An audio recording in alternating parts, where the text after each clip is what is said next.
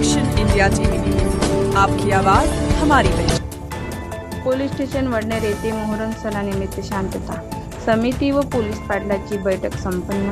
कुठल्याही सामाजिक सण उत्सव साजरा करताना कायदा व सुव्यवस्थेचे पालन करणे गरजेचे आहे।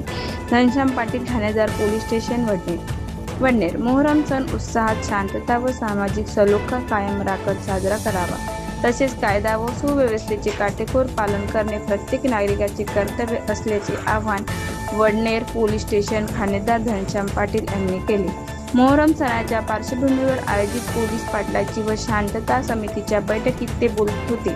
त्यावेळी त्यांनी नागरिकांना प्रशासनाने दिलेले सूचनांचे पालन करण्याचे आवाहन केले। कोणत्याही प्रकारच्या अफवा, गैरसमज किंवा समाजात तेज निर्माण करणाऱ्या कृत्यापासून दूर राहावे, तसेही त्यांनी सांगितले। सणाच्या काळात सर्व धर्मियांना परंपरा सहकार्याची भूमिका घेत शांतता व बंधुभाव जपावा। कायदा व सुव्यवस्थेला बाधा पोहोचते असे कोणतेही कृत्य आढळल्यास तात्काळ पोलिसांना माहिती घ्यावी, असे आवाहनही ठाणेदार घनश्याम पाटील यांनी केले।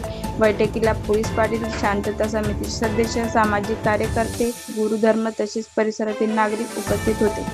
मुख्य संपादक विनोद मावरेसह हिंगणघाट तालुका प्रतिनिधी प्रबोध जयपूरकर।